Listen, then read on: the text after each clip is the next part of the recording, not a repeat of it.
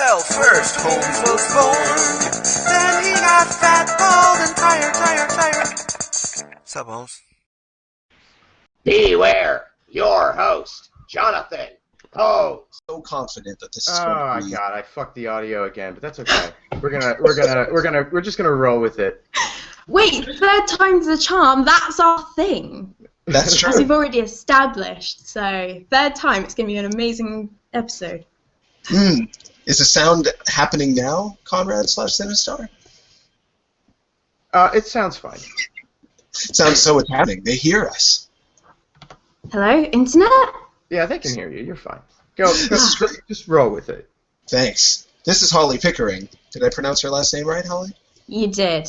Very good. And you have tried to be on the show once before, and I had a huge... Twice before. Twice before. I had a... It is the third time. It's the charm. And here you are. And you are in the UK, the United Kingdom? Yes, in England. I'm normally based in London, but at the moment I'm just outside at my mum's house in the countryside. Oh, it's so comforting. Is there It's so tea? nice and like warm and, you know, just like a big hug generally. Yeah. So. Books and lamps and whatever you want. Any rules? Are there any big rules you have to follow at your mom's house? Not really. Just That's like no good. shoes up the cream carpet, I think, is the only main thing, I guess. That sounds reasonable. I would. You always got to respect the house rules, you know. Yeah, absolutely, absolutely. I have an aunt from England who has a no rules rule, and she's very sweet. You go into her little hobbit hole, and she'll be like, "Here's some tea. No rules. No rules. Go up the stairs, down the stairs. I don't care. Do as you please. Do as you please." She's very sweet. You'd like her. Sounds That's lovely. my English accent I was trying to do for you. It's Which still better than a lot of things I've heard in games before. Like, have you played the new Arkham, like, Origins game? I haven't played through the whole thing. Who? At the very beginning, there's that woman with like the white hair who's like, all right, and I'm like, what is that? You know? I feel badly for the English because you have to hear our terrible accents, or our terrible versions of your accents all the time, or we rarely hear the English make fun of American accents. Can you do one actually for me? How do you think the Americans talk, the North Americans? The American accent? No, I can't. I really can't. I could hear myself doing it just then. Oh, that was good. Just run with bad. it. Just run with it. I would go for it. You know, the Statue of Liberty and freedom and stuff. I've done such a shabby job of actually introducing you. Thank you. Let's do a proper introduction. Yes, you are Holly Go. Pickering. You are a Yes. video game developer. You do the art Mhm. on games. You're also dabbling in other things, it sounds like. And you got your Yes. start, if I'm not wrong, almost right out of college, or maybe even at the end of college working at Traveler's Tales? Am I remembering that wrong? Yeah, no, that's right. It's actually even kind of weirder than that, the fact that I didn't go to university or anything. I went to this place called Escape Studios where you could do at the time anyway, you could do a 3-month course where you covered like 3D art stuff, like learning the basics of the software, and then there was like, it was set into 2 parts. Like, everyone did this first module, and then people would go off to do different second modules. And like, I did a games one, so we learned like how to do loading and UDK and learning about like game theory stuff about like how engines work and tri-stripping and all of this fun stuff. So that sounds pretty intense. What got you interested in that in video games? Yeah, and it's very technical. That side of it, anyway, sounds like it was a lot of number crunching and memorization that can be pretty tough. Yeah, I mean, it was more kind of like theory behind of, you know, how graphics kind of come together on a screen, which I've always found really interesting anyway. Like, I've been into video games since I can remember. Like, basically, my dad was one of the first people who kind of got into IT, like, as a regular job that you could have. So he worked at Kodak in, like, 1978, I think he started or something, working as, like, a systems analyst. So that was doing, like stock coming in and out of like warehouses and stuff like that. But basically, so we had always had a computer at home, you know, since I was born pretty much. And like he had apparently, I asked my mum earlier and she was like, oh yeah, you had a like thing set up in the spare room like since you were born, so that's a thing. So yeah, so he was always like, Holly, this is a computer, like sit here and I'm going to teach you. And this is when I was like 3 years old. I can't read, you know, I can't really do anything, you know, apart from make, I don't know, weird jokes that you think are funny at 3 years old. So he would be like, okay, you can run something by like typing this in. So I would learn like patterns on the keyboard of how to get stuff to run. So my earliest experiences with games was like the original Duke Nukem, like the 2D one. Which apparently I learned later in life that most of that game is actually just stuff taken from like other games and just put into this game. So I was like, oh, first game I liked was like a Frankenware game. This is awful. Stuff like that. I had like Zool 2 as well, which is all Chubba Chops like themed or sponsored or something, and Monkey Island. And like Monkey Island was the first game that I truly like loved, and to this day, like I play that pretty much every couple of years at least. How old were you when you first played that? So Monkey Island, I remember first seeing it when I was like about 3, but obviously I did not understand any of it apart from that I really liked the music and the visuals. And then I played it again probably when I was about 7. So it'd been obviously out for like 7 years at that point.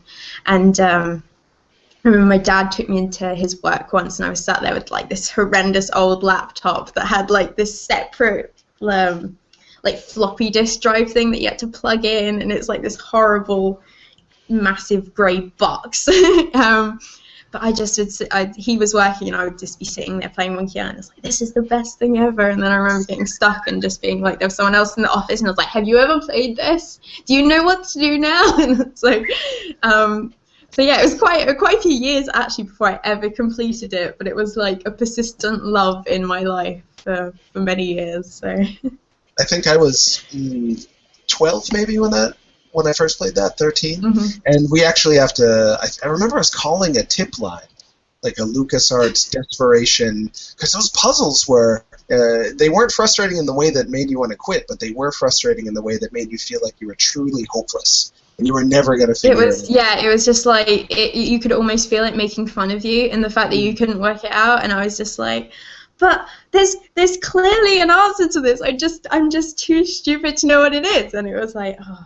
But then as soon as you did work something out, you were just like, oh, I feel so amazing right now. I've done so many happy dances based on just like finally figuring out a puzzle in an adventure game and just being like, yeah, I'm so good at life right now. This is amazing. Wow, geez, and were you doing happy dances at the age when you were first playing it? And did you play with friends? Oh yeah, I think they were even more vigorous for the fact that I felt like they were making me feel a bit stupid. So yeah, so that like love goes back so far.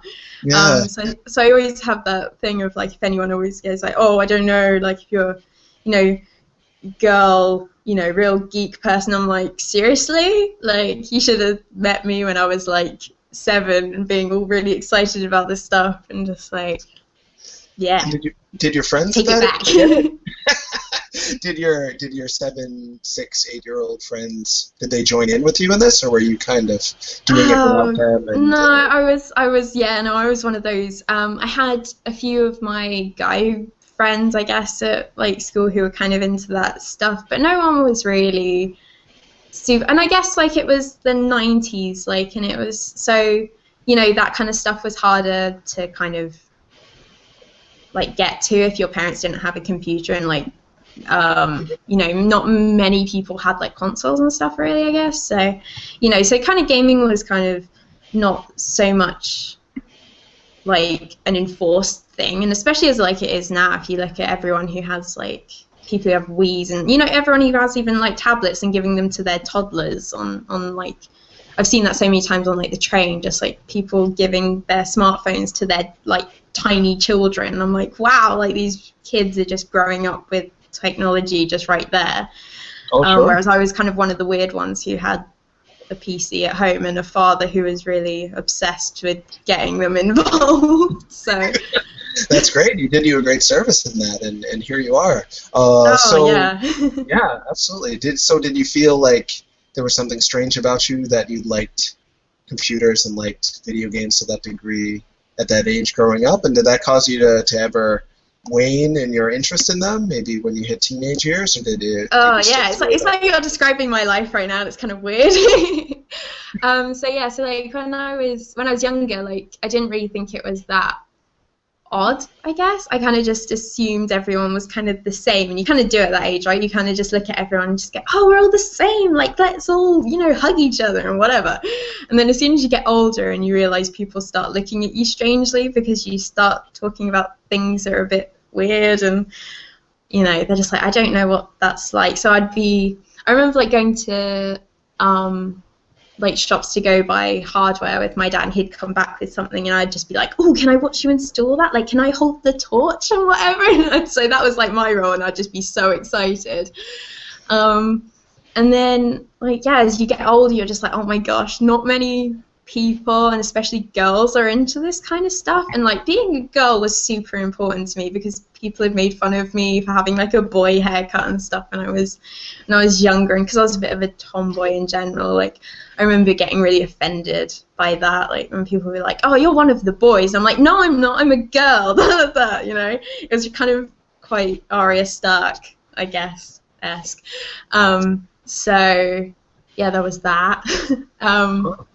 So I kind of withdrew and kind of just kept my gaming stuff to myself. Like I didn't go into shops to buy games. I'd buy everything online. By that point, like I'd be buying everything online or sending someone else in to buy stuff as well because I was too embarrassed to go in there.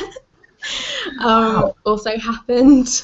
Yeah, but I imagine if you had been a guy, you might not have felt as self-conscious about it. Was it kind of? Yeah, I guess so. Like I just remember always like going in one time and just all the guys who worked at like Game or whatever would come in and be like, oh, do you know what you're looking for?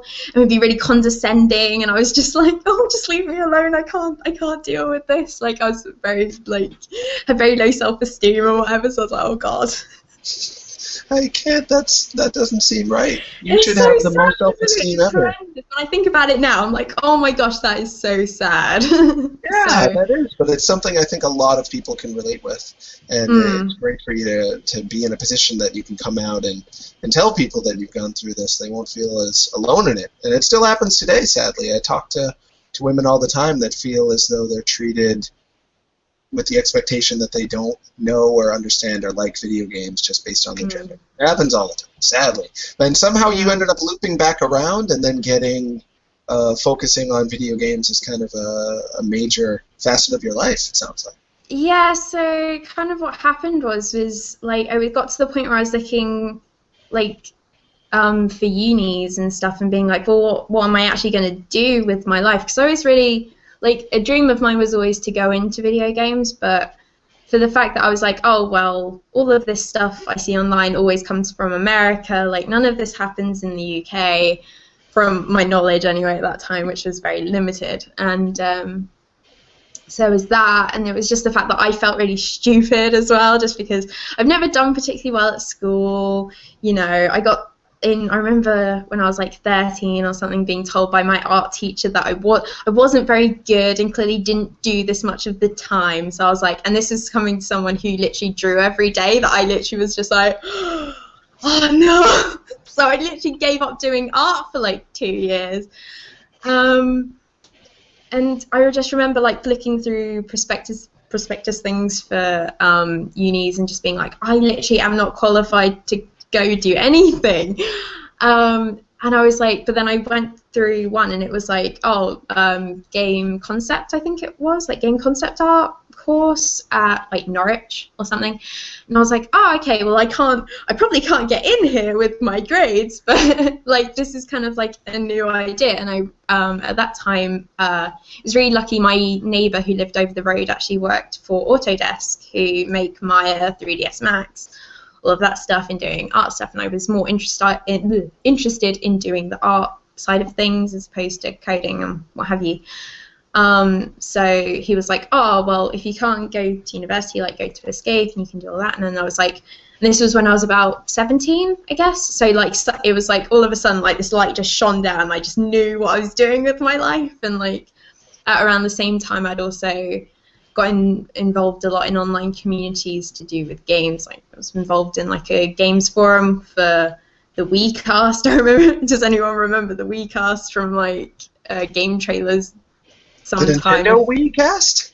Yeah, so Really? it was done by this guy Will, and it was just had this tiny community surrounding this like video cast review show thing.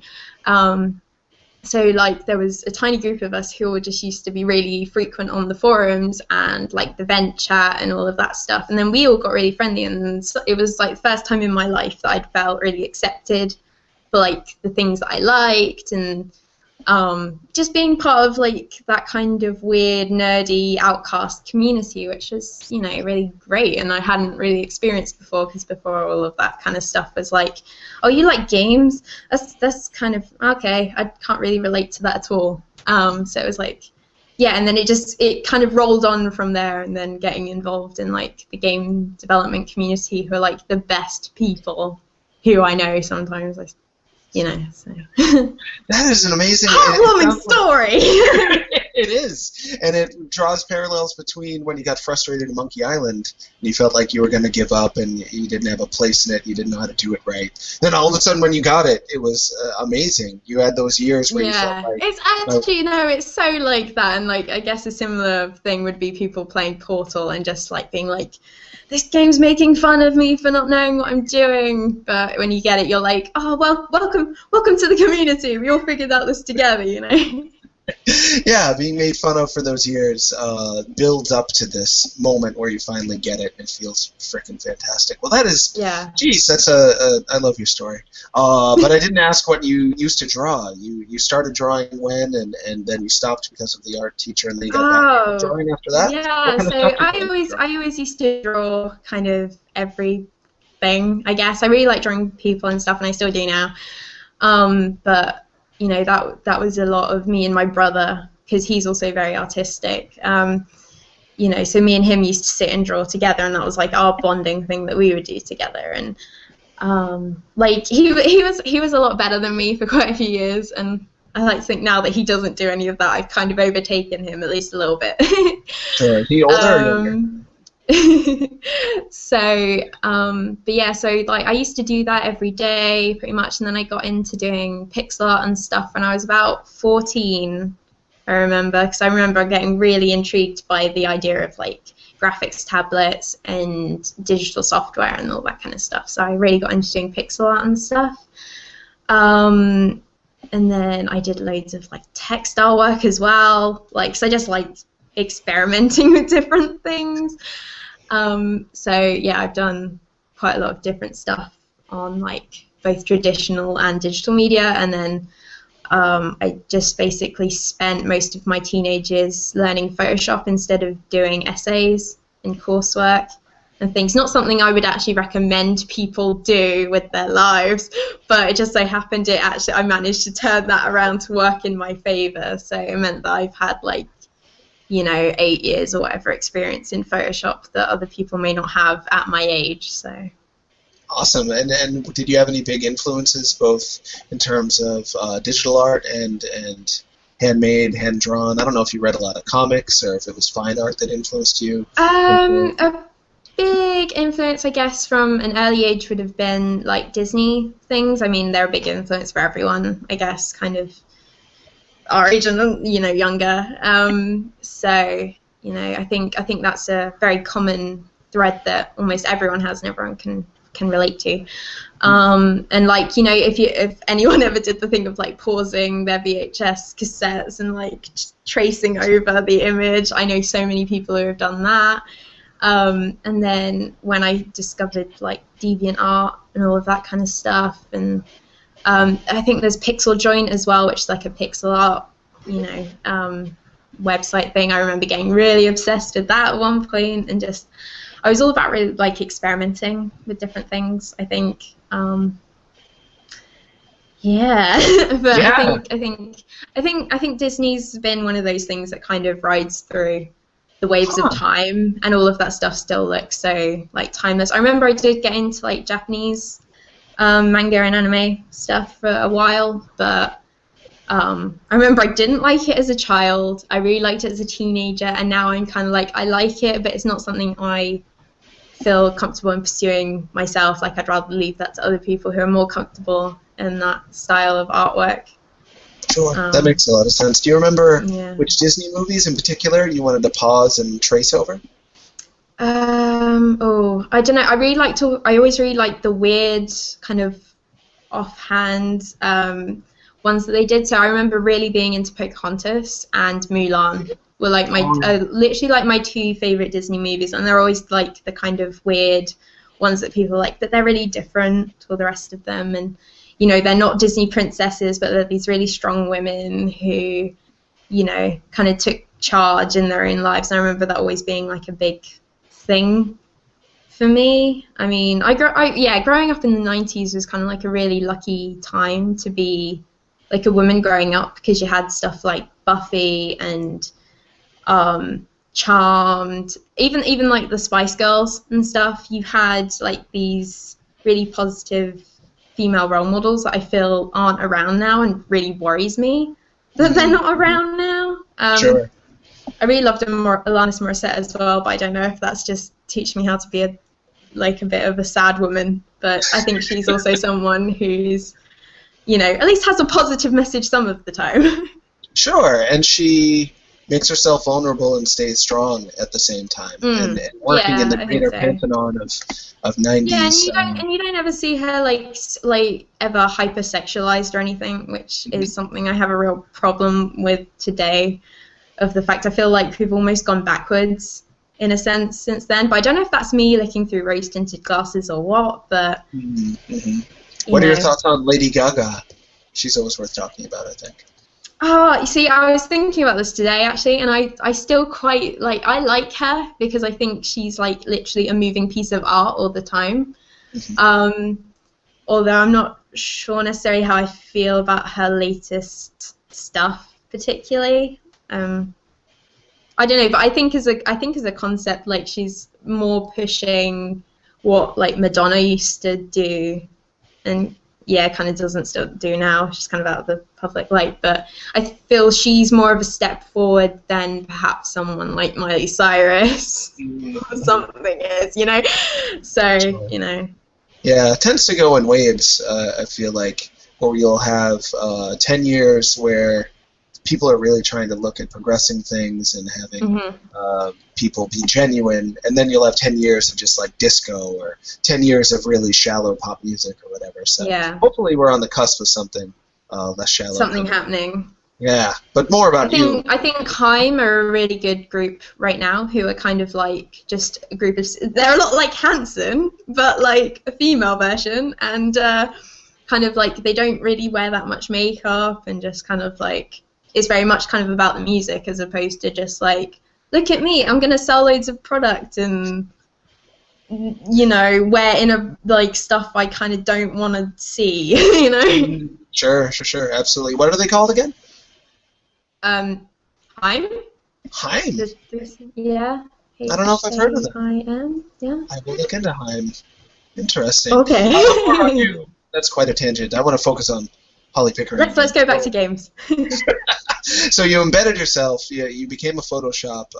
You embedded yourself in Photoshop and got very skilled at it. And then you took a class that wasn't quite university, but it was like a technical course. Is that right? Yeah, I guess it's kind of like a vocational course. And from that, a guy from my course who was really talented, a guy named Adam Esat, he went to Traveller's Tales, and then a year later he was like, oh, we're actually looking for someone to like join our character team, like, do you want to apply and whatever. So I applied. I didn't really have any character art stuff in my portfolio, so I quickly threw some stuff together and applied. I got offered an interview, which was really scary, and like kind of muddled my way through that, making jokes, trying to make people laugh in my interview. you know. So I came out of it just being like, oh my gosh, I've totally messed that up. Like that big our like art director who then became my art director was like stony faced the whole time and was just like, you know, and you just go, oh, this has gone so badly. I've really completed you myself. But then, like, at the end of the week, I had a job offer, took it. I moved all the way up to North England, just south of Manchester. And I was there for just under 2 years making Lego games, which was, yeah, good time. What was the first Lego game you worked on? It was Harry Potter 2, and the first stuff I ever worked on was like the like Hogsmeade section of the game. So I did all the winter outfits for all of the characters. So I got really good at making like winter jumpers and scarves and stuff in like a Lego style and whatever. And then yeah, because we basically, when you start, you kind of got like this big like Lego manual that was about that thick, and it just had all the rules of making Lego stuff in it for minifigs. So it was like line weight, colors used, all this kind of stuff, and like what was allowed, what wasn't allowed. So I had to immerse myself in that pretty heavily, and then yeah, that was quite a big learning curve because you had to kind of learn how like to make the most out of very little generally.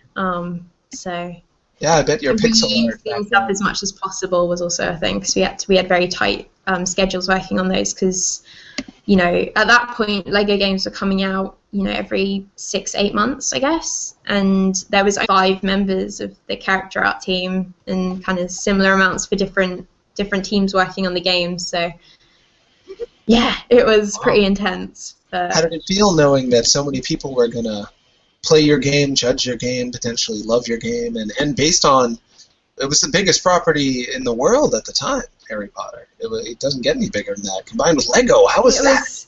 Yeah, that was really weird because before I started there, like I had played the Lego Harry Potter 1 I had played, and I remember playing, I think, part of Lego Star Wars, I think, at a friend's house once, but generally it wasn't, because I didn't have friends who played games like that. That wasn't something I would go up and pick up necessarily myself, because I was really into, you know, like strategy games and kind of stuff was kind of more my kind of thing that I liked. So I hadn't really played any of them, so I kind of played a couple before I went for my interview and stuff, and I was like, oh my gosh, these are, you know, scratching the OCD itch. But it wasn't until like I started there and we released, I think when we released Harry Potter was then I suddenly realized like how big the following was for that stuff, and people being really excited about any information kind of released about the game. It was really quite a nice feeling because, you know, when you're younger and you hear anything about a game that you're really excited about releasing, and you just want to lap up everything, and like I hadn't experienced that since I was about 14 or something, so it was quite nice to see other people kind of experiencing that and reading all the comments in this section, just being like, oh, this character's been announced, oh, this is so exciting, and it's like, you know, so that was really good. Because I did Batman 2 after that, and I remember like the Flash was like the main thing that I did that game, was like designing the Flash and building all the stuff for it. And how it was the first time we had voices and all of this stuff, and everyone was like, oh, so exciting, you know, we haven't had voices since the original Lego games back in whenever. So that was a really strange experience, but it was really enjoyable as well. I really got involved like into that subculture of like everyone who really loves Lego. So I really got into that. That's awesome. And what do you feel like are some of the main things you learned about game development, art development, all of that stuff from working on those games? I guess the main thing that I learned is how important it is to just like maintain a good team morale, I suppose, and just being like, you know, that everyone's kind of in it together, and, you know, that you should be friends with as many people in those places as you can, because I became really good friends with like programmers that I worked with, and like since I've left TT, like one of the programmers who I used to work with, not directly generally, but like who was on my same floor, so we used to go get coffee in the kitchen together and what have you. Like he's been one of the few people who I've seen a lot of since working there, and you know, just like it had this really great kind of family atmosphere of like we're all in this together, like we're having to put all these hours in to get this game done and out on time, and so you know, so it's really good that everyone can really like it. And just, yeah, that really nice family feeling of that you can put all these hours into something to make this experience that, you know, people may not even necessarily like, but you kind of all did it together. So it's good, and it has, like, you always kind of, once everything's done, you know, you've put in all the hard hours and you've broken everything quite a few times, and you're just, like, gone past the point of hating it, and then you kind of like it again. Because you get so close to it, I imagine you can't really appreciate it anymore when it's day in, day out. But hopefully, eventually, you can see what you did with some clarity and be happy with it. And it sounds like, I hope you're happy with it. Those games turned out really well. I thought Lego Batman 2 in particular. Yeah, I think what's good about like working on such a big team like that is actually the fact that you're not, like, because of the fact that it's such a big collaborative effort, that you don't feel too much responsibility on it being good yourself. Like, it's all kind of like spread amongst everyone, and then when people put stuff in and you're like, who put that in? That's really cool.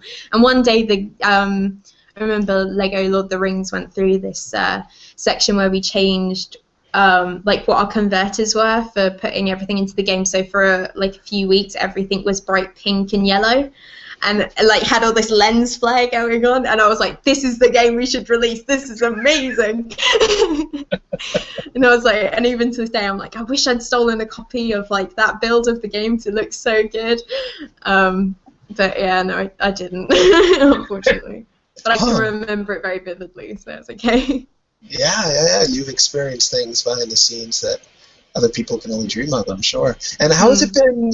Were you one of the only women working on the games you were working on at Traveler's Tales, or was it pretty evenly split? Oh, no, there was... Okay, so I think that, in total there were about 150 or so, like, main devs on the game, and then we had, like, a fluctuating team of testers on the game who would work different shifts, but they'd be there pretty much 24/7. But I think there are only about, I don't know, maybe like 7 women max out of that 150. Oh, wow. Yeah, so, yeah, this is where I have a problem with people being like, oh, women who make games complaining about stuff, you know?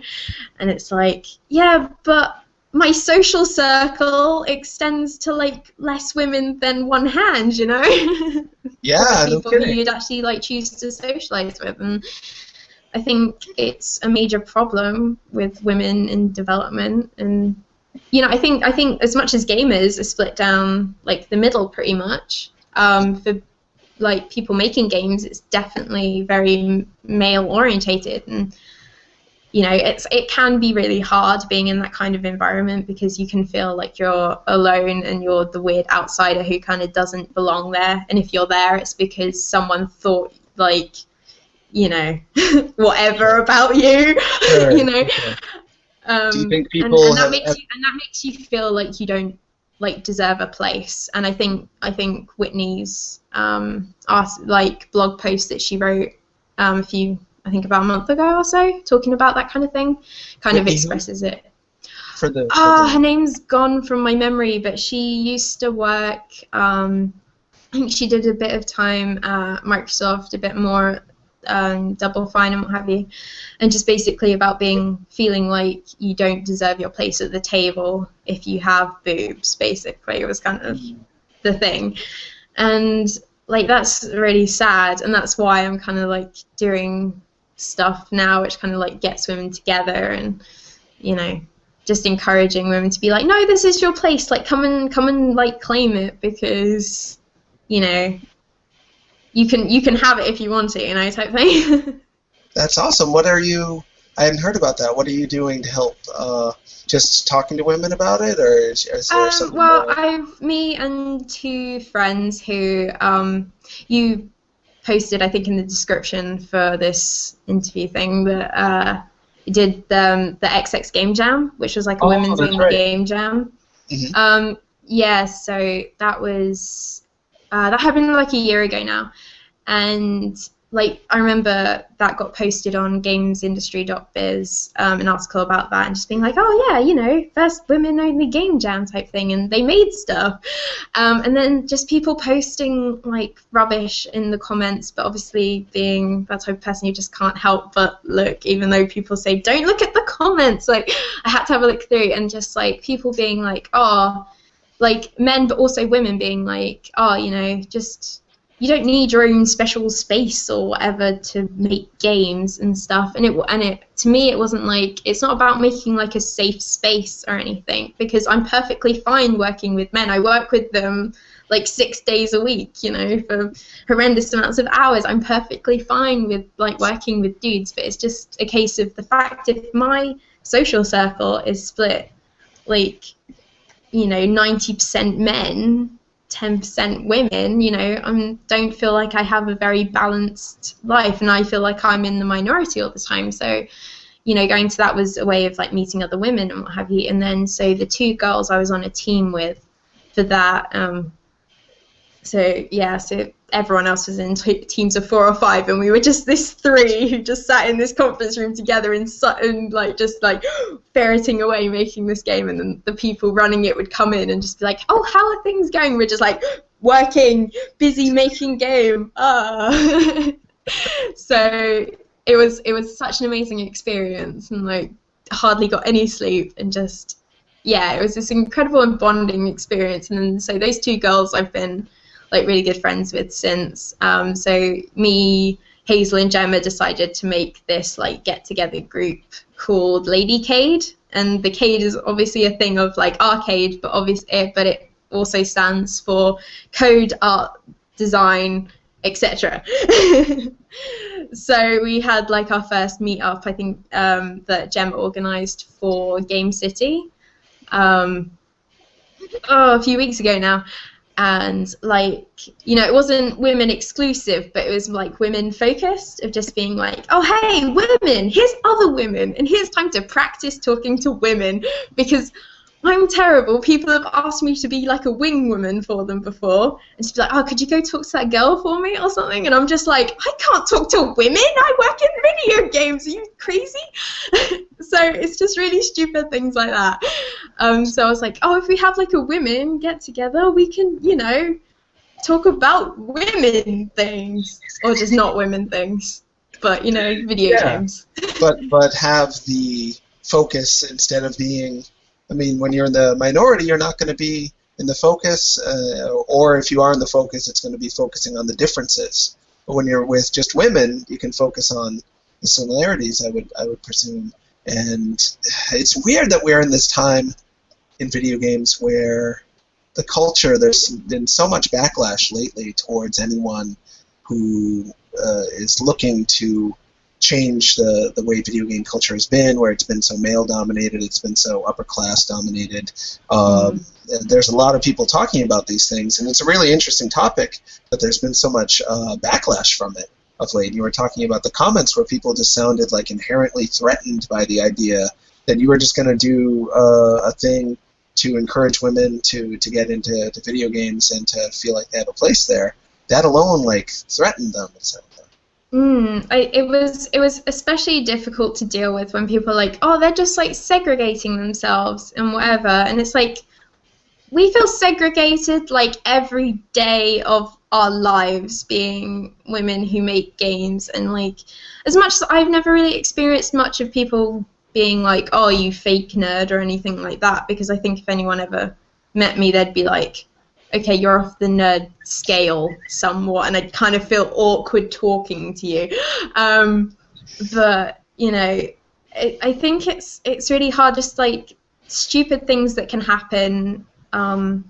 It's like around the office, like off like, you know, off comments that you're just like, that kind of made me feel a bit awkward, and like I don't know what to say, and I don't want to upset anyone, and like there's a lot of this kind of stuff that happens in, you know, when you're the minority. And I think I mean, like Mitu did a great talk about also like racism within video games, and how she's making Red Shirt, and how her having like a character who wasn't like a female character who wasn't white on the kind of cover art for her game, everyone was like, "Oh, is that you?" And she was like, "What? It doesn't, just because it's a non-white female doesn't mean it's me, you know?" And I think there's kind of a lot of that kind of stuff, like that white male is like normal, and then if you're not that, you then need like a subtitle to say what you are, and you know, I think that's upsetting in a lot of cases, and I feel like people shouldn't, you know, give me any different treatment for the fact that I'm like female or anything like that. I think as much like I think gender's really I also think that gender's really important to how we identify with ourselves. And so people who say, "Oh, gender doesn't matter, just treat everyone the same," I kind of understand where they're coming from in premise, but also the fact that if gender didn't matter, you know, we wouldn't have like transgender communities and all of this stuff, you know, and people struggling with what gender they identify with. So I also feel that's really insensitive to say that. So, It's a huge thing. You just want to work on video games, and all of these other things end up bombarding the situation. Everything's just so. Well, I think it's great that games have become so involved in culture that people feel they can talk about these issues and stuff within games. But I also then don't feel it's right if people take on like a mob mentality and go, "We're gonna thingy so and so because they said this thing about this like form of media that we like." And you know, I think people are perfectly entitled to have their opinion and like for that to be discussed, but there's no reason to like flame someone down. Absolutely. Because their opinion's different to yours, or they're different from you. Like everyone is different. Like get over the fact that people are different. I wish we could. I just want everyone to love each other. I can't help it. You haven't said a bad thing about anybody ever, I think, in your life. I like to try not to say bad things about people. Yeah, you're very positive, and it's sad for me to think about anyone approaching that positivity. Yeah, that would be rotten. And the truth of it is, when you have a part of the population that has not been a part of an industry or a culture,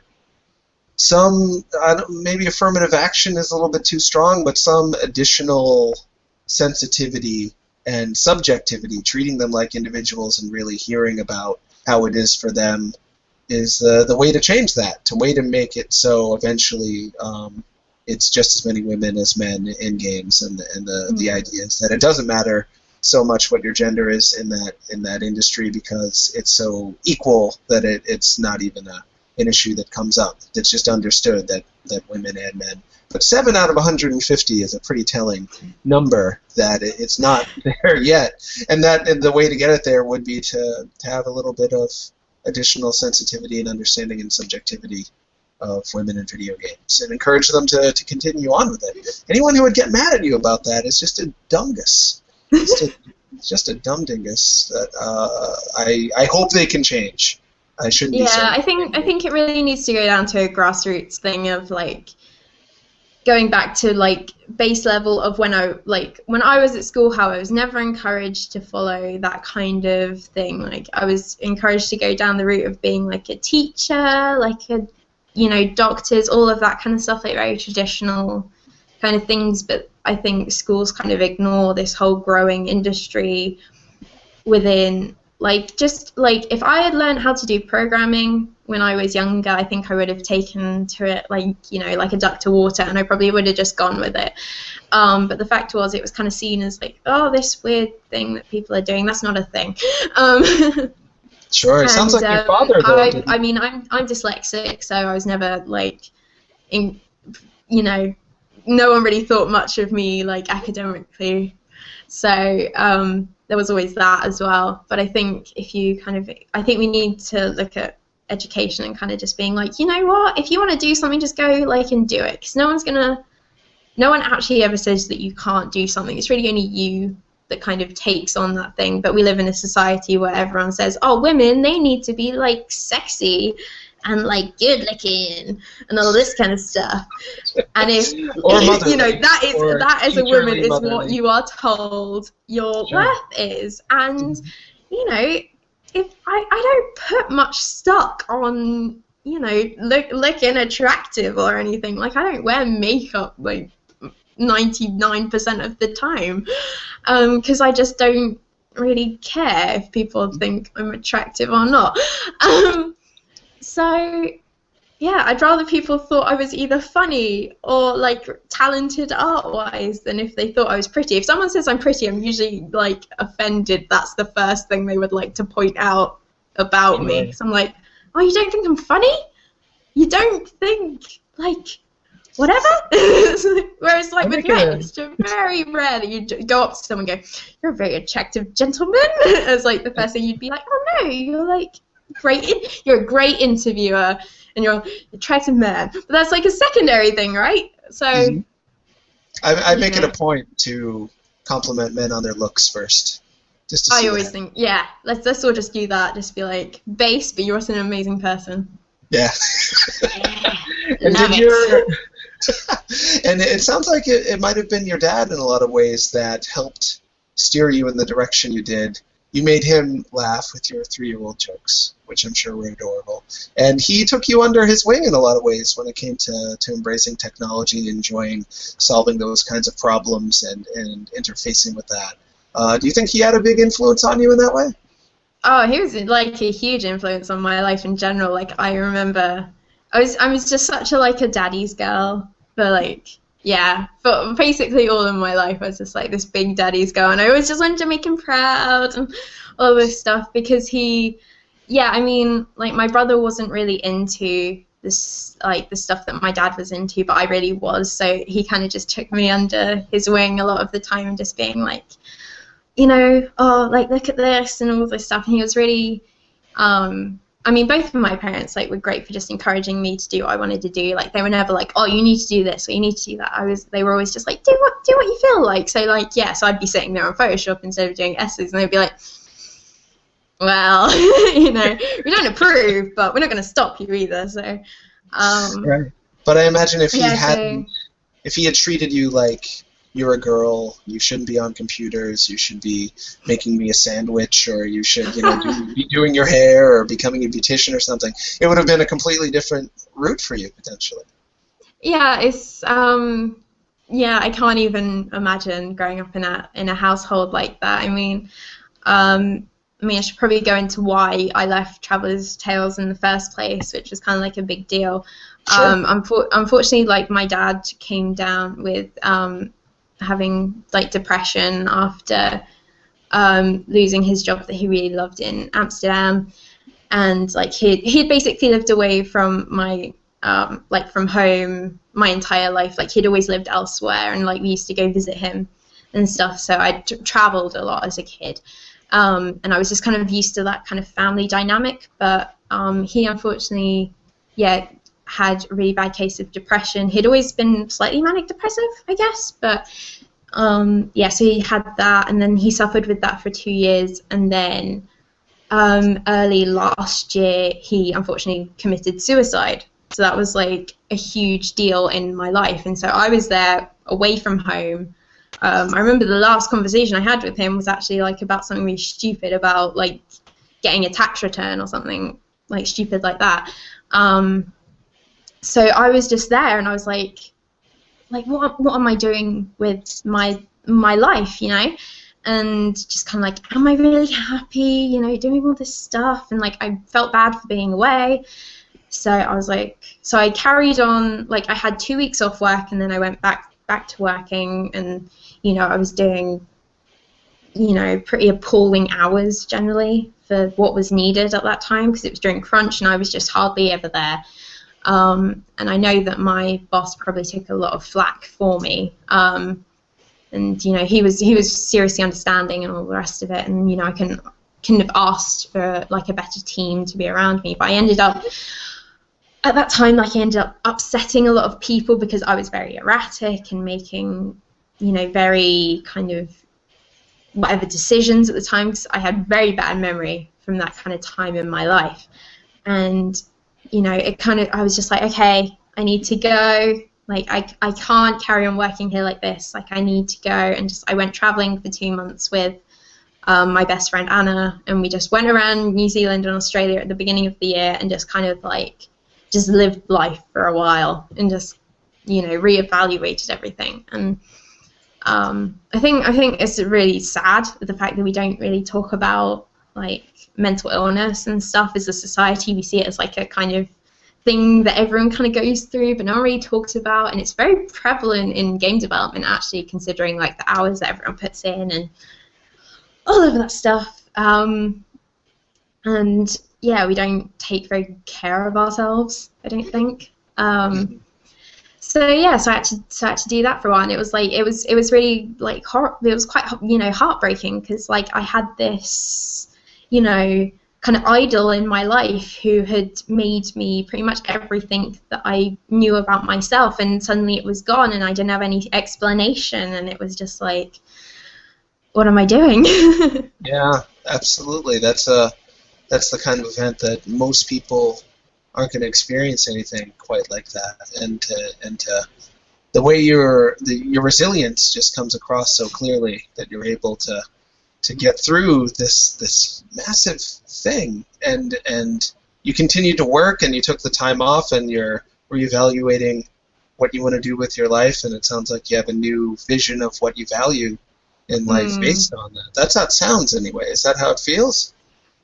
Yeah, I feel like this year has kind of been the consequences of perhaps how I acted last year, perhaps, and I've lost a lot of people in my life, like people who don't want to talk to me anymore, particularly for different ways that I behaved, and I've had to, mend a lot of bridges in that sense, of people who I hurt during that time because they cared a lot about me and I pushed them away and all of this stuff. And, I've managed to mend some of them, and, some of them I haven't, and that's really sad, but that's like a fact of life, and you kind of have to just carry on, because if you don't carry on, there's just nothing, and it's just like this, empty well of things, and you just have to always be like, okay, well, what can I do today that will make today better than it was yesterday? And like, am I closer to what I want in life? And, so that's why I kind of go, well, maybe I'm not, great at, like, so I'm busy writing my own game type thing. So, and I have to think to myself, okay, so maybe it's not all prototyped and stuff now,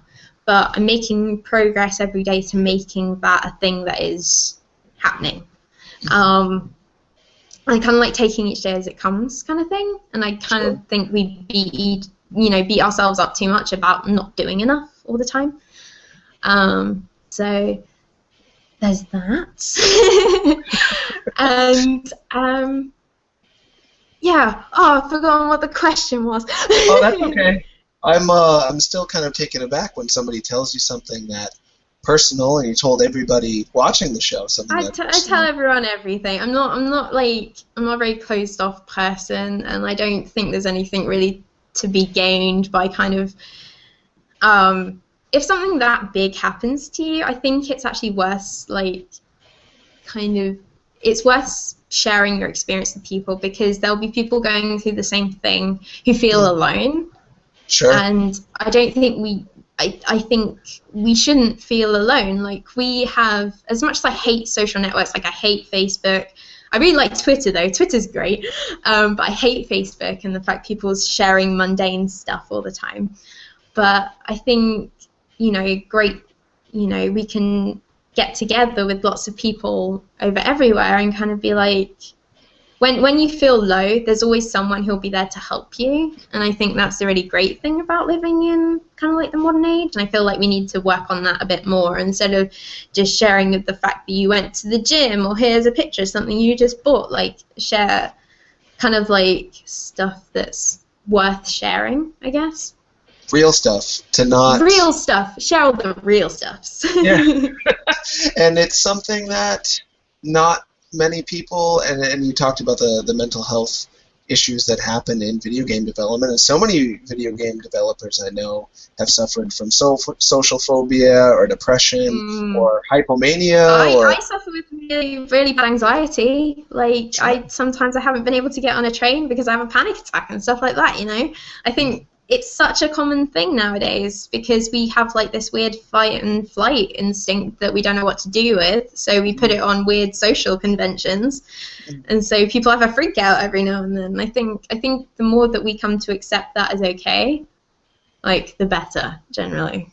So. Absolutely, and the more we talk about it and normalize it, make people realize that you're not 1 in 1,000 that suffers from depression or anxiety. You're 1 in 4, or 1 in 3 in just the people you know. But if no one talks about it, nobody finds that out. And I have a personal pet peeve that I will get to. Oh man, this has gone fast. We're already an hour in. We haven't even talked about the stuff we're working on now. I know, and that's wild, isn't it? We maybe can go a little extra because we started a tiny bit late because of technical problems. But do you have a strong feeling about the way mental illness is portrayed in video games? Do you think that's an issue at all? Because it's something that I personally feel pretty strongly about. I think some games do it well, but most games still kind of stigmatize and make people feel as though they're monstrous, or at the very least cursed if they suffer from any sort of psychiatric illness, as opposed to, if they had diabetes or heart disease or something. Yeah, something that's like a physical illness is somehow more valid than something that's like a chemical imbalance in your brain, which upsets me greatly. But I'll probably talk about Ether 1 for this, because that's dealing with mental illness as a game. So I'm doing art for Ether 1, which is, and like, for me, I feel like I can't take much credit for it as a game because I'm only putting in some art stuff for it. But as a game experience, like, Ben Hill did like all of the writing for it, and he has he's basically writing with a sense of looking at, the human experience and like how we're as humans, we're pretty fragile, especially when it comes to like our like kind of mental capabilities, and kind of like looking at memory and like how actually that's kind of like a construct and it can change over time and all of this stuff, and like how the idea of manipulating memories and all of this kind of thing. So it's kind of quite I guess a game that covers some serious topics while still being like a interesting and fun experience, I guess. Although I don't know what people think of as fun for games, I think varies a lot. Like for me, I kind of don't get much from a game that says it's stereotypically fun.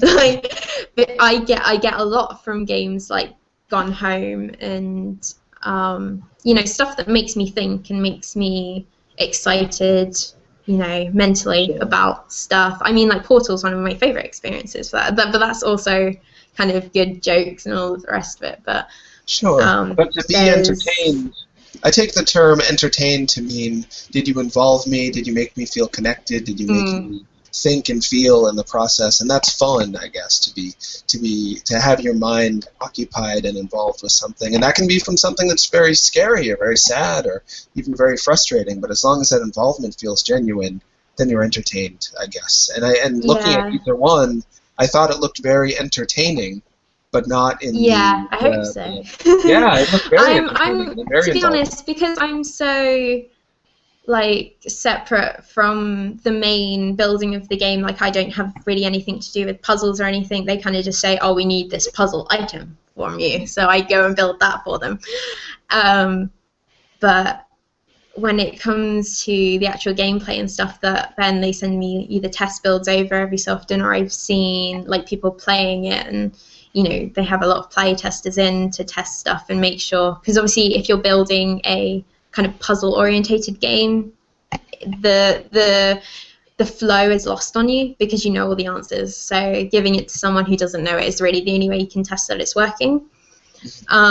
So yeah, working on that, and I'm always constantly in awe of what everyone else is making, which is an amazing experience. Like, because it's such a small team, it really is like everyone's little like baby that they're trying to care for and keep alive and make sure it's like all working correctly, and I'm just there trying to add bits to it all the time, and we're all just like, oh, is it working? Like, is it okay? And it's this really amazing experience working on something with such a small team of people who care about it so much, as opposed to working on a big team where everyone feels like, my contribution is so small. Whereas if you're working on something where you're like, I'm building this is amazing, and everything about me is in this game, and that's obviously how I feel about it, even though it's not even my idea. I am so involved in and emotionally invested in what they're building that if it didn't succeed and wasn't received well by the public, I'd be kind of like, oh no, you hate my baby, you think my baby is ugly. That is sad. And I'm sure your energy and your positivity and your investment is changing the way the people directing and writing the game feel about it. And maybe they wouldn't have as much enthusiasm or the same ideas even if they hadn't interacted with you in the creative process. I think it was Bono of the U2 who said that even without the drummer, they wouldn't be able to write the same songs or feel the same way. That every aspect of that band makes it what it is, and you're probably even more than the drummer on the band. You might even be, half the Edge, like the Edge's left arm. I'd love to Not be bad. half the Edge. That would be amazing. Would you not love to be just half the Edge, just like right down the middle? Maybe like a quarter, like from there. I don't know. I'd have one peck. It would be weird. So the game, from what I know, I tried to play a build of it back when you were originally going to be on the show, and I almost got it started, but my computer didn't run it. Well. Yeah, I got it started, and I saw it, I played it, but it chugged along, and then it somehow borked my whole Google talk, so I couldn't have you on the show that week. So it's just no, he's the one who broke all the things. But it's all been worth it for this now to have you on now, and from what I gathered of the game, it was a first-person exploration, atmosphere-focused narrative that doesn't hit you in the face, but is kind of an undercurrent, similar to Gone Home, which has come since then, and also similar to the Stanley Parable, which I don't know if you've played by Davey. I have played so much of the Stanley Parable. I hate to, like, the fact that I have put so many hours into a game that literally the main storyline probably only lasts about 15 minutes is quite embarrassing. Probably not even that long. Oh no. But if it were compared to Stanley Parable, that'd be amazing. But I mean, it's very much kind of like this. The story is kind of like multiple threads almost running at once, and you kind of slowly weave together the story yourself, which makes you feel great being a player. Because you're like, I'm working, it's like, it has that same thing of like if you're watching CSI and you work out who the murderer is or whatever before like the conclusion. So it has all those threads, and it kind of really rewards like exploring everywhere, which I love because I'm that kind of player when I play games. Like I love going into all the corners and picking up everything, and generally games are kind of like, oh, you'll get an achievement if you do those things. But in our game, actually, it's like about that will help weave all the threads of the story together, and you'll come out with a much better understanding of what the story is than if you just run through like the kind of forced path that you go on. And like obviously you have to put barriers in to make sure people get at least some certain content. Otherwise you'll get to the end and you'll just be like, I have no idea what just happened. Sure. So I think it, but it also like tells a cohesive story in the sense that maybe is a bit different from Dear Esther, perhaps, of like the fact that I played. Well, to be fair, I couldn't play Dear Esther for more than 15 minutes at a time because of the weird camera that was going on, and I get really bad motion sickness. Sure. So I was like, I feel sick, which is a shame because I was like, I like where this is going, but your camera is forcing me from, enjoying your game. So that's too bad.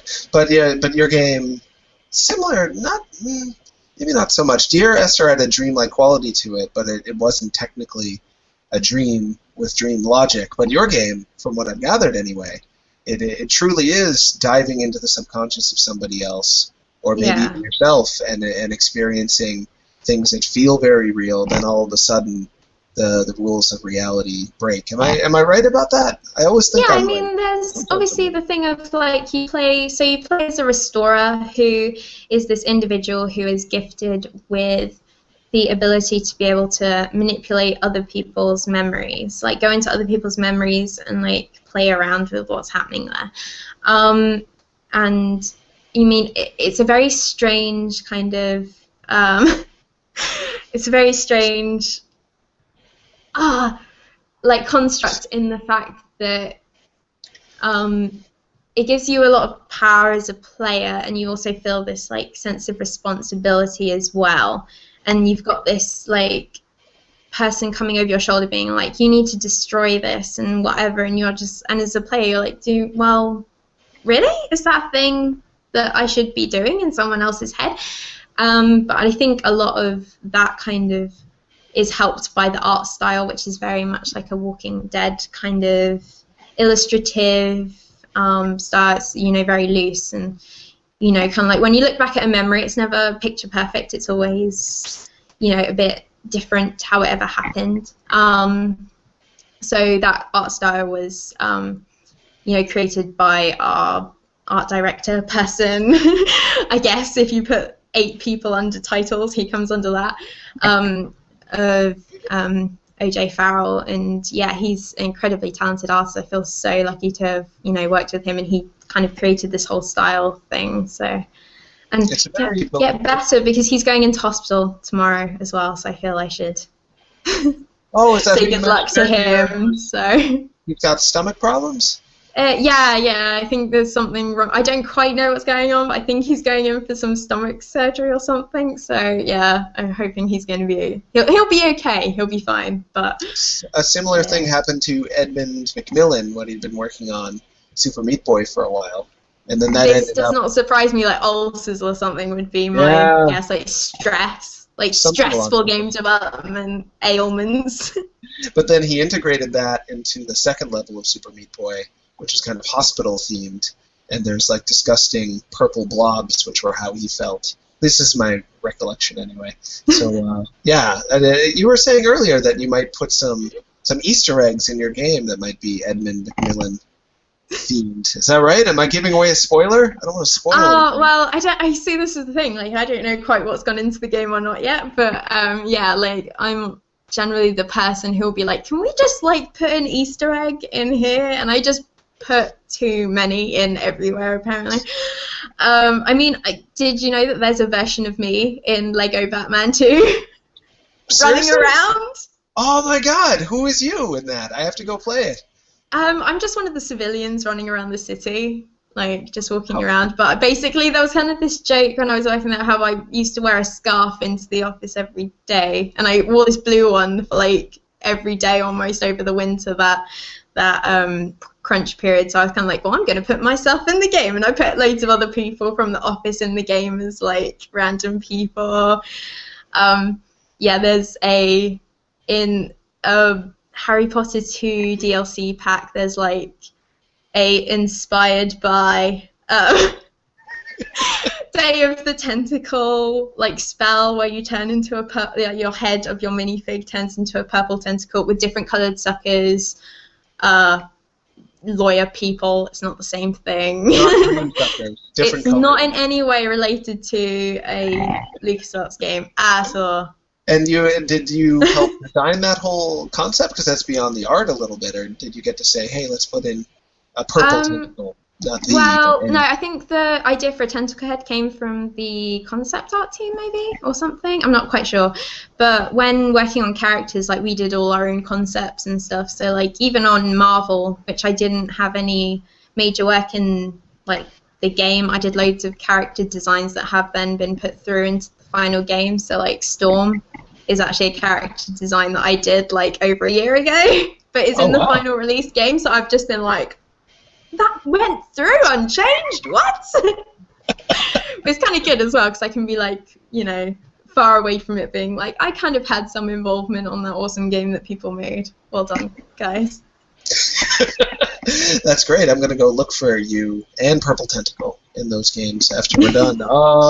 We have a few minutes. We have kind of a few minutes left, but we have lots of minutes. Well, I think they'll go pretty quickly, as the rest has. But I should get to some of the questions. Thank you so much for asking them, you guys. Johnny Viral asks, what inspired the main game mechanic in Ether 1? and maybe we should talk a little bit. We talked a little bit about the mechanic, but actually physically or technically how it works when you rebuild people's memories and invoke all these powers in the game. What inspired that, and actually how does it work? Okay, so I think the main thing from my conversations with Ben and Pete and all the rest of the guys, because obviously I'm responsible for art stuff, but I can tell you as much as I can about the experience of building it. It was like how people with mental illness, especially ones that affect memory, and the idea of like you can forget stuff and then you can remember it and all of this kind of stuff, is like that memory's very that it can be changed and is can be also reconstructed and deconstructed quite easily. And this whole idea that memory is very much a fleeting and changeable thing, and you can look back at a memory with a different perspective because of how you've changed as a person, and suddenly your memory of that thing has changed. So going back into someone's memory and kind of being able to see it objectively is kind of the idea with that, and then being able to restore stuff which then lets you carry on the game. And like that you have this power and it's in your responsibility, and all of this kind of stuff. It makes you as a player feel like you're special and all the rest of it, but you're also then exploring this very personal story about Jean's memory, who you're in. And I don't want to give too much away, because so much enjoyment for Ether 1 actually comes from just like discovering it yourself and like the nice interactions that happen while you're in it. So, but to tantalize them, to make them really tantalizing. How would you go about changing a memory in the game, like physically? It's basically at the moment all you do is like you push a button, but you have like a restoring artifact for the game. So at the beginning you have like this lantern and you can hold it up, and then all of this stuff from this mine that was broken now fixes itself up back to a past memory, like back to a past version of that place where it was all working. So it's kind of like that, where like you can go back and you'd be like, oh well, at this time this worked, and at this time this was there, and all this kind of stuff. So it's kind of like that, really. Sure, but you're actually in their mind while you're doing this. Yeah, so all of the stuff kind of like rewinds in front of you and flies past you. It's pretty good to experience, and there's all sorts of, because you're in a memory, there's all of this weird ethereal stuff that happens because it's not so much real, so to speak. It's like the fact that you're back in this past, that everything can kind of be a bit warped compared to how it actually is in real life, perhaps. So. Sure. Yeah, it's very true to what a lot of therapists, hypnotists, psychiatrists actually do. There's a form of therapy, I only know a little bit about it, called EMDR, where if somebody suffered a traumatic event, they will flash lights to try to hypnotize people to the point where they're coding that memory, and then walk them through the memory again to try to rewrite it so it's less traumatizing. Wow, that sounds intense. Kind of exactly what your game is talking about. It's talking about real-life stuff in a more engaging physical way than just a flashing light that would make that fun of a game. But what you're making a game about is pretty real stuff that's going on in therapy right now. Very interesting, Holly. So therapy is a thumbs up, by the way, for anyone who needs therapy. Yeah, it's not too bad. Bob the Cat Lol asks, how does Holly deal with artist block? Do you ever get artist block? And so, I get artist block all the time. I wish I dealt with it less, to be perfectly honest. For me, I think what I do is I like to take some time out and either like go outside. Like I really like photography as like an off thing that isn't directly related to what I do day to day. So I kind of either like to go out and do some photography, or like I like to do some I really like knitting, for example, because I'm secretly an old woman inside all of this, so I like to do some knitting if not. So generally I would say like do something that's not directly related to what you're working with, and if you're still struggling, then just go out and do more research, because generally, like depending on what you're working on, because I had this I got commissioned to do a piece of artwork for some guys at Ubisoft for the launch of Assassin's Creed Black Flag, and there were some guys I'd met at Rezzed while I was showing Ether 1. And they were like, oh, could you just do us a piece of artwork that we can give away at like the midnight launch across the UK? And I was like, yeah, okay, that's fine. Like, this should be okay. And then so I sat down to do it, and I just could not do anything. Everything I was drawing was like coming out awfully. So I was just like, okay. So I just submerged myself in research of like pirates and stuff. And then immediately I was putting on Monkey Island like music and stuff, and I was just like, yes, this is the best, and just like going with it. And then you just kind of, I think if you just like kind of let yourself go and don't judge yourself too much, like when you're working, kind of just let it happen. If it's not that great, then just kind of be like, well, I'm just sketching, like it's fine. I think we're all too hard of ourselves, and you know, if you've ever watched live streams of or speed paints of like really good artists, and you watch how they work, and you're just like, I can't do that off the top of my head. And you know, I think you need to look at what you're doing, just be like, I'm just not judging myself right now, and I'm not going to be horrible to me, and just kind of like just let it happen, and eventually you'll come out with something that you really like. And like obviously reference is super important to that. So it sounds like you practical talk.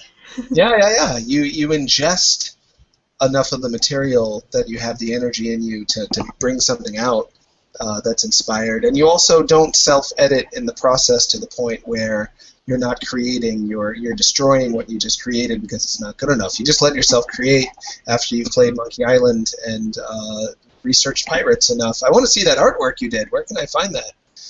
It's on Tumblr, I think, and on my portfolio as well and stuff. There'll be links places. The pirate guy, Kellaway, is that his name? I haven't played much of the game yet. I have not played any of it. That's, you know. Is it the I think man? I have a copy coming to me at some point as a thank you, but yeah. I mean, yeah, because I haven't, like, pirate ships, they're so hard to paint as well, and I was just like, this is a technical challenge. Like, I'd never really done much environmental painting either, so it was like this super hard thing for me to just undertake, kind of just being like, yeah, I can do that, and then kind of just like getting down to it and being like, I can't do this, am I crazy? But I think you just kind of like, yeah, need to give yourself a break and just kind of like remember as an artist, like you're just working as a filter for life, and then you kind of like give yourself more of a break to it, rather than being like, I need to create this amazing thing. You just think, I'm just a filter for all this stuff to come through, and I can put my own spin on this, and it relieves the pressure a little bit. So yeah. What are your favorite things to paint? Ourselves, I think, is the thing of that. Yeah, it's the overarching theme of this whole episode. One of the themes. I picture you painting like the most expressive faces. I picture, because you are so expressive, I can't help but imagine that you have all of this in you, and you can't help but just like loving to paint huge smiles or like serious frowns or like. You know, I don't do well for drawing serious people. I'll say that. I do like happy people and just kind of generally quite exuberant things. Like I really like bright colors and high contrast and all of this stuff because I guess I just like extremes and I guess caricatures of real life. Like I think that's what makes. I think games does that really well actually, in the fact that I think we've been as an industry focusing too much on like realism. And like we should go back to looking at times when we're not trying to be like making realistic games and kind of making stuff that isn't real life, because we live real life every day. Like we should make stuff that isn't real life and we can experience different experiences. Absolutely, and use iconography to hit hard with an idea right in the face before. Like, and the Lego games, I was so excited when they first started to get really popular because I saw realism and trying to prove that, we could do realistic graphics as this thing that was taking over video game culture. And then the Lego games came out and just like, the cutest, best version of Darth Vader is the one where he looks like a baby. And that's the one and that's the one I was most excited about. It was little baby Darth Vader got the idea of Darth Vader to me the hardest. And so on with a lot of the Lego games, and they continue to be so popular because they stick to that the iconography and the simplicity of those characters and punching you with them. Feels great. Glad you worked on those. Thanks for making those for me to play. It's very nice of you. Ether 1, on the other hand, uses pretty realistic backgrounds to make you feel like you really are in the place that you feel is real, and then wakes you up to the fact that it's in fact all in the mind of someone. And I love the way it plays with that difference between what feels real and what is in fact just a recollection. It's really fun. Yeah, I think it has that great look of being between, like, everything's realistic and there's nothing out of place in it, and everything matches, so it all feels like it all reads from the same kind of book of kind of style. But for the fact that actually when you look at it, it's all very much walking, like, very comic book-esque and stuff, that then when you actually think about it, you're like, well, it doesn't look like real life, yet everything looks like this, so what is this kind of telling me? Is there this distinguishing factor? And, like, it's just quite fun to, like, play with as art style, generally. You know, I think it was Art Spiegelman who said that. Do you know who Art Spiegelman is? I'm sorry. No, I feel bad. I should. Why do I? And it makes perfect sense that he wouldn't. He's a comic artist and writer. He did Mouse, which is kind of famous. It won like the Pulitzer, I think. Oh, yeah. No, I know that, yeah. Yeah, he's a neat guy. He's a strange, intelligent, passionate guy, and he. I love those people. Yeah, I can tell. He believes that comic books, more than anything, are what it is like to remember things. That we remember, sketches of the things that happen, because it's not economical for the mind to recall every little pore and every little detail on something that wasn't the point of what happened to us. So we remember in kind of still frames, in sequential art like comic books, and where the drawing style of our memories is more easy to relate with and less realistic. And then Ether 1 is taking on a lot of that style too, it sounds like. It's exactly what it's going for. Great, that's weird. love it. Yeah, you did it. Balloon Knots asks, what led to the decision to support the Oculus Rift? We have not talked much about that. Oh, we have not talked about that. Fun times. Yeah, so he wants to know why, he or she wants to know why you supported that, and how designing for the Rift influenced the design and mechanics of the game. So has that been a part of how the design has changed when you knew it was going to be an Oculus Rift game? Oculus Rift was never a main focus for mechanics-wise. We were always, making a game that we thought would play well on, like, your regular at-home, PC setup and everything. That was always the main focus for it, but the fact that White Paper Games was able to get hold of a development kit meant that we could be like, okay, well, we can develop for this too. And because it's a first-person game, like, that already suits really well. And, being puzzle-based where you're, like, looking at items and stuff, it just so happened that it fitted really well. So we showed, we were actually chosen to be part of the Left Field collection at Res Expo back in June. So we had a regular build, and we had, like, the beginning section on the Oculus, which we had, like, a 2.5-hour queue for, which was a bit nuts, really, because it meant just people had, like, a 3-minute demo on this thing, and it wasn't really showing the game off to its full potential. But basically there's a bit right at the very beginning where you get locked into the we call it the ether chair. I don't know what its actual, like, name is, really, but basically it's referred to as the ether chair in development. And basically all these panels come in. It's very much kind of reminiscent of Bioshock Infinite, I guess. When you get in that chair and all the stuff comes in, and it's like, hallelujah, or whatever it's doing. But we have all these panels that come in, it thingies in, and then, all this water starts to rise up. And it was so funny watching the people, because they forget once they've done this puzzle that they're wearing this headset. So they do this puzzle, they sit down in this chair, and then suddenly all these panels come in, and this water starts coming up, and you just literally see these people have a panic attack right in front of you, because they're, like, raising up their head as the water comes up. And obviously you've got the screen in front of them, so you can see exactly where they're up to in the game.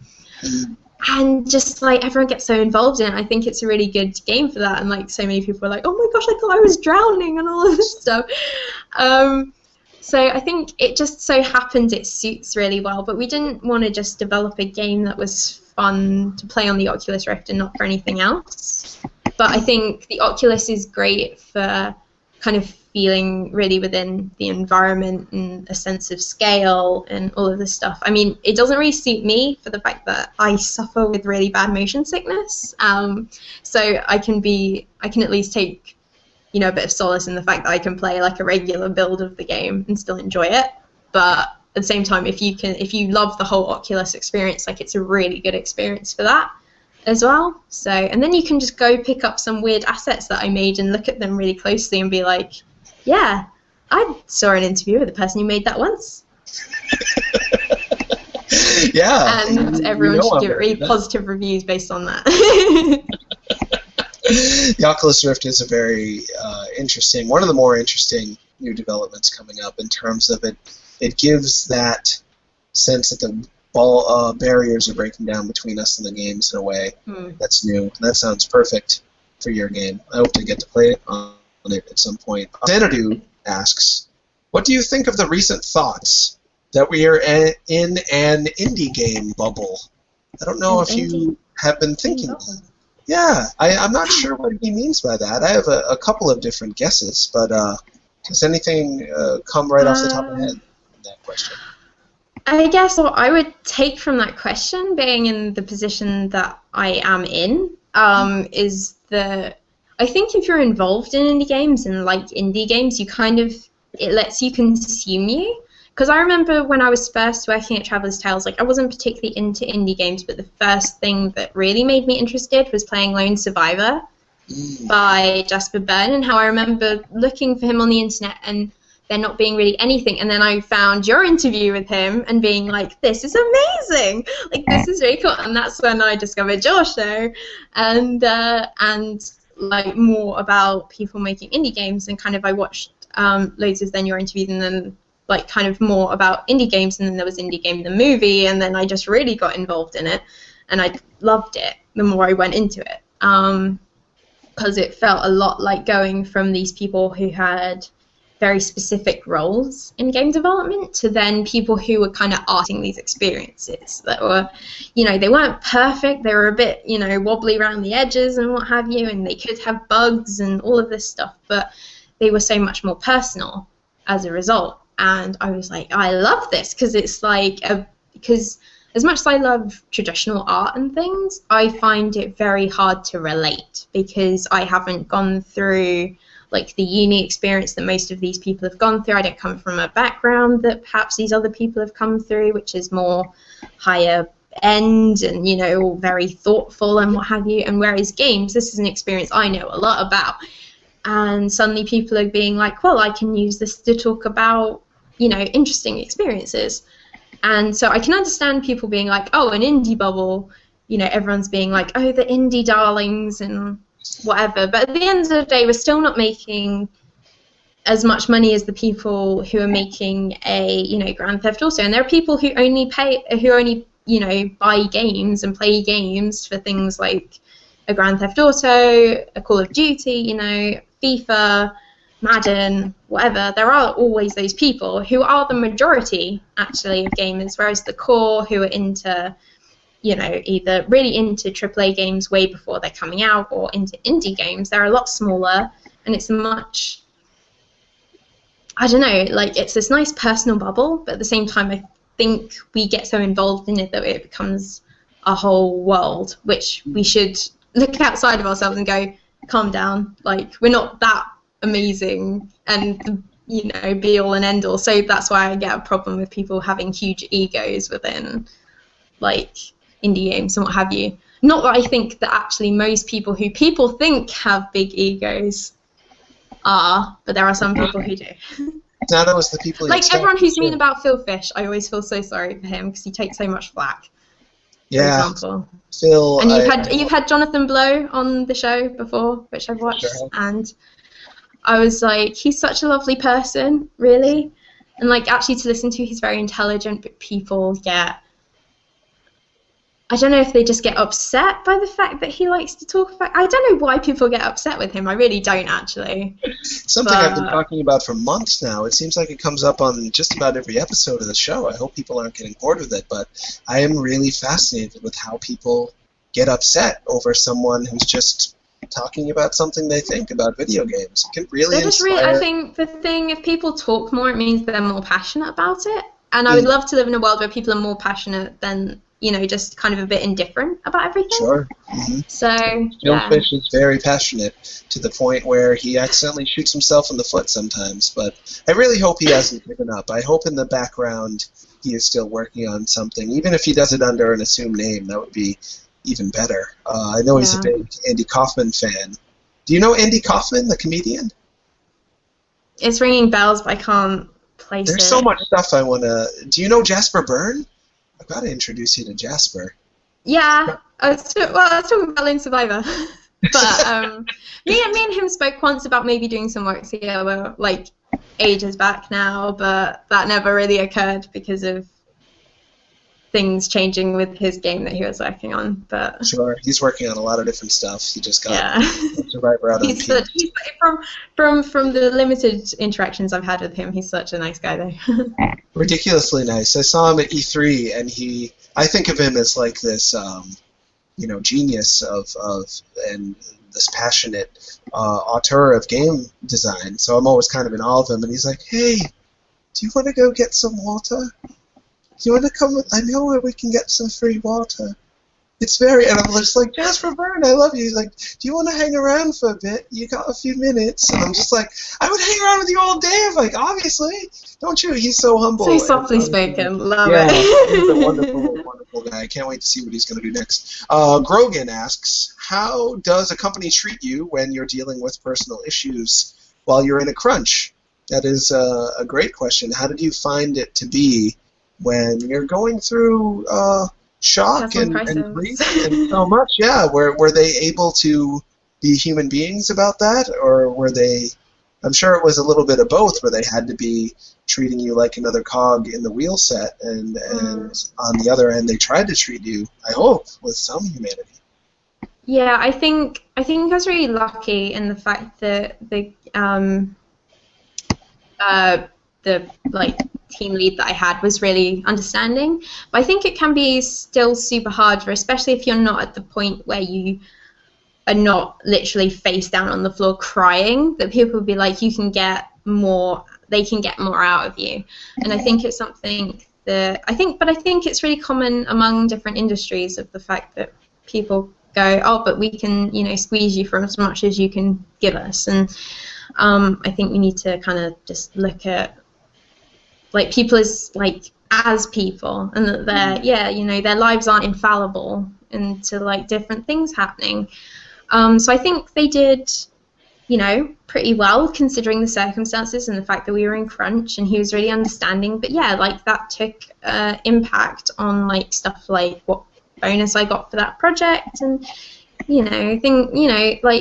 but I understand because I put in way less time and stuff into the game, so it's fair on the rest of the team in that sense. And I don't take that personally. I think I actually deserved less than what I got for that. And but I think it's kind of your life can't stop because those things happen. And I think I'm sure it's a problem that comes up in every industry. And I think you just kind of as a person, you kind of need to take responsibility for yourself and be like, well, I need to do this to get better. I had to go take time out to go have counseling, and a lot of my like I've said before, some of my personal relationships with people got a bit messed up as a result. And I think as a person, you just kind of learn to deal with it. But as you deal with those things, that it makes you a stronger person as a result. So I think I'm sure it's probably better than what it ever would have been in the past. So sure. I'm never going to complain about how I was treated at all. So yeah, but that's the reality of it. It sounds like so many awesome themes of this episode: taking care of yourself, taking responsibility. I hope just everyone comes away from this episode feeling better about life in general. I hope so too. I feel badly. There's more questions I don't think we're going to be able to get to. Maybe we can do them real fast. Do you feel like you can do 5? Yeah, okay, I'm ready for a bonus round. Okay, bonus round. Questions. Let's go. IMyJ says, what has been your proudest moment so far working in the game industry? What was that? What was that? Sorry. What is your proudest moment so far working in the game industry? Proudest moment, I think, was when there's either showing the game that we worked on at Rest and seeing everyone's reactions to that, which is either one, or my character that I designed personally being featured on the front covers of both Lego Lord of the Rings and Lego Marvel, because normally they just have the Lego designed ones, and instead mine got put on the front instead. Oh, which ones? Storm? Yeah, I think there's no. I think for Marvel it was Mr. Fantastic and the Human Torch and the Silver Surfer, and then for Lego Lord of the Rings, which I'm actually more proud of because I saw that all the way through, which was Dernhelm, which was Eowyn dressed up as a man. Pretty awesome. Yes. Yeah, a role model of mine growing up. For some reason, I always looked up to women who had to dress up like men. Mulan is another. Yeah, I was related with them for some reason. Tilia says, what do you feel needs to be changed in the game industry to possibly create a better environment for all people? That is such, you could write an essay, we could do a whole episode about that. But shortly, briefly, can you think of one little thing people could do that could go a long way to change the how people treat each other in the game industry? I think it's probably just like be happy to be yourself and just kind of accept people as they are, because I think people get too hung up on like what's politically correct and what's not, and as soon as you let down those things, like I've had people apologize to me in the past for making a joke that they thought I wouldn't find, like that they thought I'd find offensive, and actually I didn't. I just thought it was actually quite funny along with the rest of them, but they felt the need to apologize, and I was like, you don't need to apologize, that was actually quite funny. So I think just kind of like just letting yourself be yourself, and kind of don't think of people being different, think of people being like the same, and then it's fine. So focus on the things we have in common, to be yourself, but also to be sensitive and aware of what people are going through around you, to not be in your just think of everyone as your family, I think. Like, a team is a family at the end of the day, and you just kind of, you look after everyone. Awesome.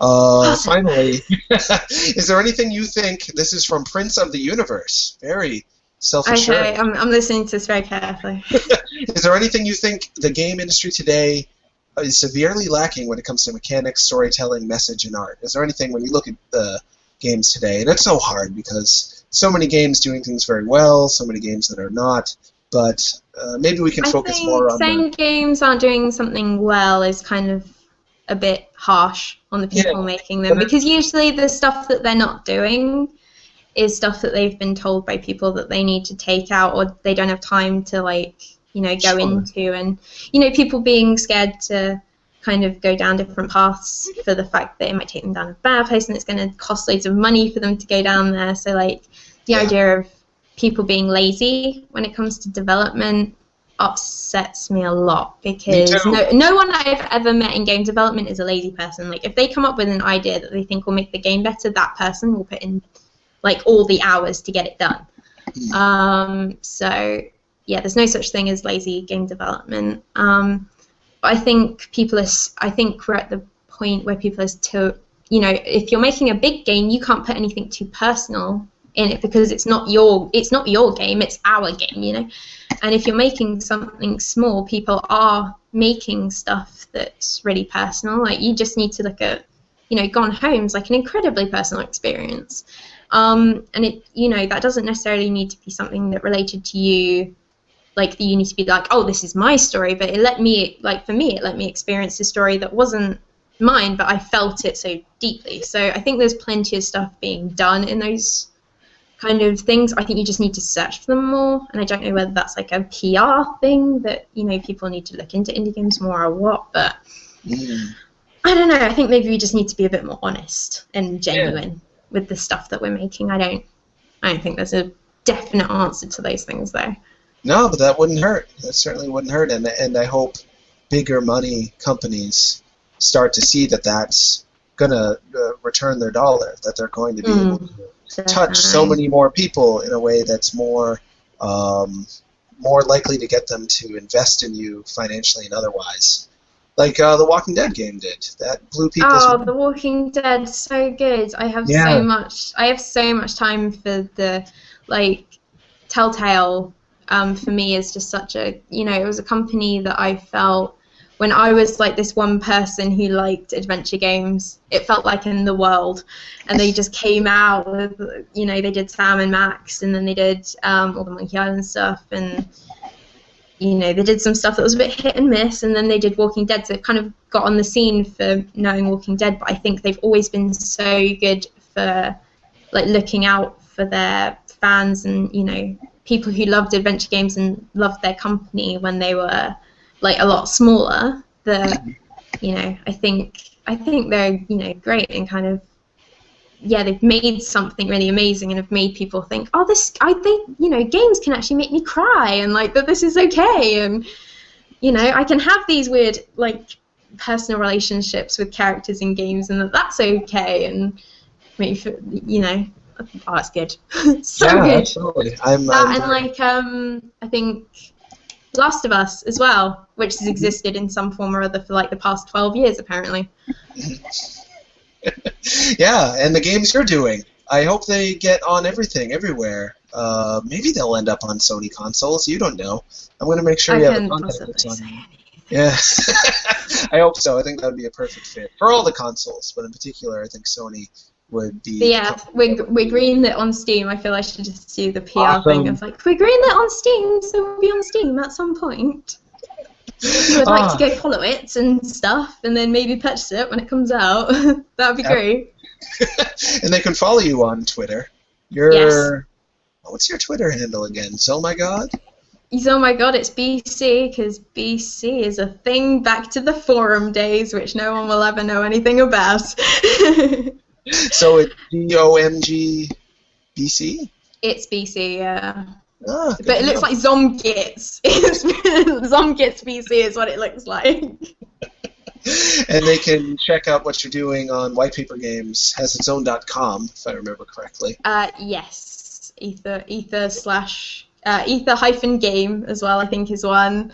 I'm also on Indiful Entertainment and other things, because that's things. My own thing. But if they find you at least on Twitter, they'll be able to keep up. Yes, everything is there, and I will point people in directions of things that need pointing. I'm so glad to have met you, Holly. You are someone I'm going to root for the rest of your life. That's so sweet of you. Thank you. You are one of the ones who should win. Not everyone should win, but I want you to win a little more than the rest. Win a little bit. Yeah, I'd appreciate that. Thank you. As for me, you can follow me. I'm at TronNots on Twitter. You can watch the show later on iTunes. No, wait, you can listen to it on iTunes. Just Google Sup Holmes iTunes. It'll come up. And watch it again on YouTube, on Destructoid's YouTube channel. It's the 82nd episode, I think.